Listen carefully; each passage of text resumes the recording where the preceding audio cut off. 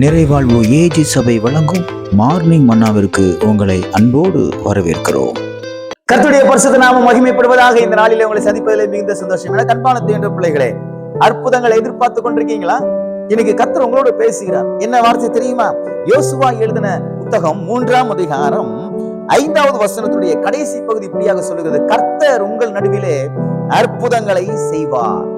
நிச்சயமா அந்த வேத வசனத்தை நீங்க விசுவாசிப்பீங்கன்னா கர்த்தர் உங்க குடும்பத்துக்கு நடுவில் அற்புதங்களை செய்வார். உங்க படிப்புல கர்த்தர் அற்புதங்களை செய்வார். உங்க வேலையில கர்த்தர் அற்புதங்களை செய்வார். யோசுவாவுக்கு செய்தாரே, ஆகையால் தான் அந்த வார்த்தையை நான் பிரசங்கிக்கிறேன். என கண்பான தேவனுடைய பிள்ளைகளே, அற்புதங்களை எதிர்பார்த்து கொண்டிருக்கீங்களா? பாருங்க, இன்னைக்கு நிறைய நேரம் அற்புதத்தை எதிர்பார்த்து நீங்க சோர்ந்து போயிருக்கலாம். பாருங்க, பர்த்திமே என்ற குருடனை பற்றி நாம் வேதத்திலே வாசிக்கிறோம். அவன் பிறவியிலிருந்தே குருடனா இருக்கிறான். அவனுக்குலாம் அற்புதம் நடக்குமாங்கிறது சாத்தியமே கிடையாது. இதுக்கு முன்பாகவும் நடந்தது கிடையாது. அதுதான் ஒரு பெரிய ஆச்சரியமான காரியம்.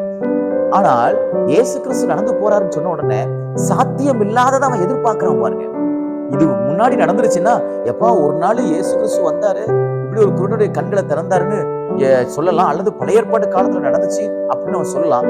எந்த அடையாளமே இல்லாத இந்த குருடன், பிறவியிலேயே குருடனா இருக்கிறவன், இயேசு கிறிஸ்துவுக்கு மேல விசுவாசிச்சு எனக்கு ஒரு அற்புதம் நடக்கணும்னு சொல்லி இயேசுவை கூப்பிடுறான். பாருங்க, இயேசுவை கூப்பிடுறான். இயேசுவே, தாவீது குமாரனே, எனக்கு இறங்கும். இன்னைக்கும் நீங்க ஜெபிக்கிறதுக்கும் நீங்க எதிர்பார்க்கிறதுக்கும் நீங்க ஒரு அடையாளம் கூட, எந்த சம்மந்தமே கூட இல்லாம இருக்கலாம்.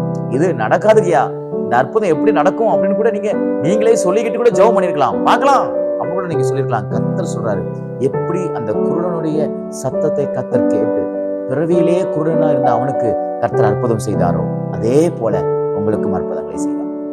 நிச்சயமாய் செய்வாருங்க. இயற்கைக்கும் அப்பாற்பட்ட அற்புதங்களை நம்முடைய தேவன் செய்ய அவர் போதுமானவராக இருக்கிறார். விசுவாசிக்கிறீங்களா?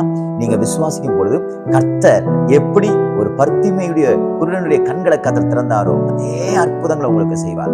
எதெல்லாம் திறக்கலையோ அதெல்லாம் திறக்கும்.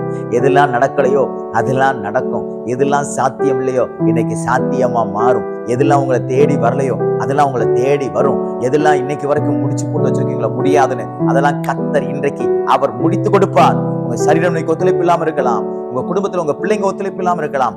ஆனால் அற்புதங்களை செய்கிறவர் சோர்ந்து போகவில்லை.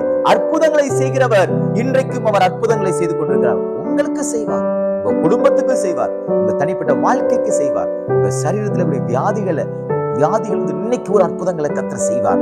உங்க பினான்சியல், உங்க பண விஷயத்துல கூடிய நெருக்கடியை கர்த்தர் இன்றைக்கு மாற்றி போடுவார். விசுவாசிக்கிறீங்களா? ஏதோ ஜோசியன் சொல்றது போல கிடையாது. வேத வசனத்தை நீங்க விசுவாசித்து நாவினால நீங்க அறிக்கையிடுவீங்கன்னா கர்த்தர் நிச்சயமா உங்களை அற்புதங்களை காண செய்வார். இன்றைக்கு அற்புதங்களை பெற்றுக்கொள்கிற நாளாக தேவன் உங்களுக்கு மாற்றி கொடுப்பாராக. God bless you.